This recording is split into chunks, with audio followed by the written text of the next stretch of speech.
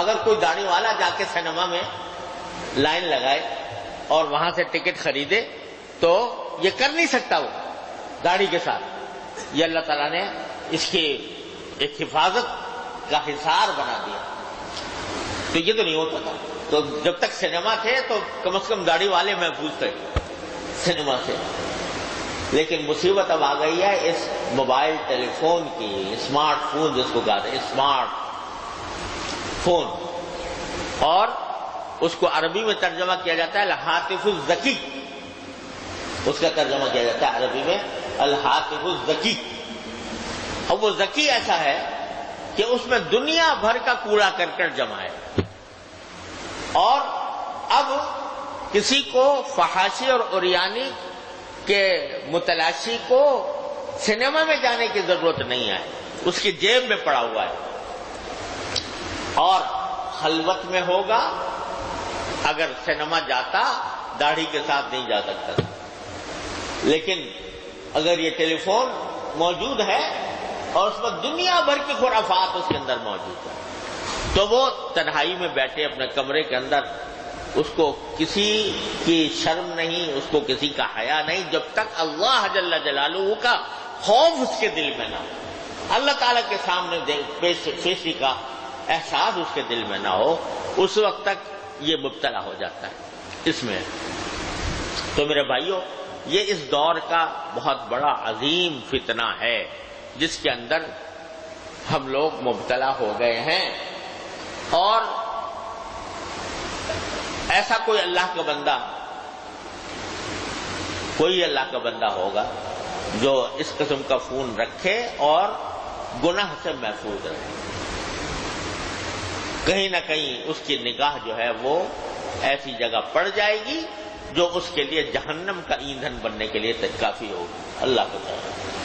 لہذا میں یاد کرتا ہوں کہ یا تو یہ اسمارٹ فون رکھو ہی نہیں, معمولی قسم کا فون رکھو جس میں صرف بات چیت کی جا سکے, یا صرف اس کے لیے جائز ہے کہ جس کو یہ یقین ہو کہ میں اس کو غلط استعمال کرنے سے محفوظ رہوں گا ہر قیمت پر. مجاہدہ یہاں مجاہدہ ہے, مجاہدے کی یہاں ضرورت ہے کہ آدمی اپنے نفس کو کچل کر اللہ تبارک و تعالیٰ کے خاطر, اللہ کی رضا کے خاطر اپنے نفس کو کچل کر یا تو یہ رکھے ہی نہیں, یا رکھے تو اپنے آپ کو بچا کر رکھے اس قسم کی چیزوں سے.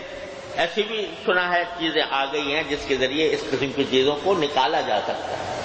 اگر ایسا ہو سکتا ہو تو بے شک رکھے, لیکن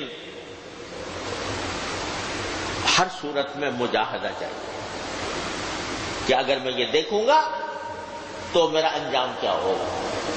اور جتنا اپنے نگاہ کو بچانے کے لیے مجاہدہ کرو گے اتنا ہی اللہ تبارک و تعالیٰ کے ہاں انشاءاللہ قرب حاصل ہوگا, اللہ تعالیٰ کے قریب ہو گئے.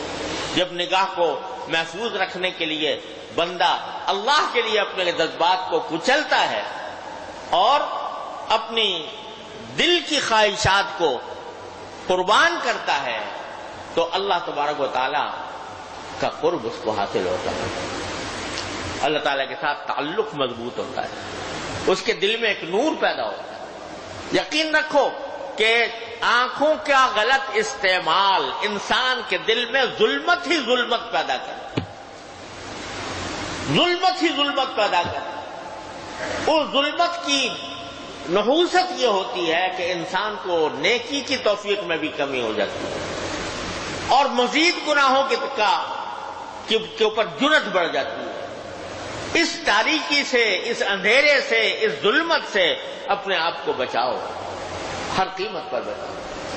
تو اللہ یہ بچانے کے لیے مجاہدہ کرنا پڑے گا کہ دل مچل رہا ہے کہ میں یہ چیز دیکھوں, لیکن اس کو کچل کر جب کچلو گے تو اللہ تبارک و تعالیٰ اپنا فضل و کرم فرمائیں گے اور انشاءاللہ تم اللہ تبارک و تعالیٰ کے مقرب بندوں میں شامل ہوگے جب بچاؤ گے.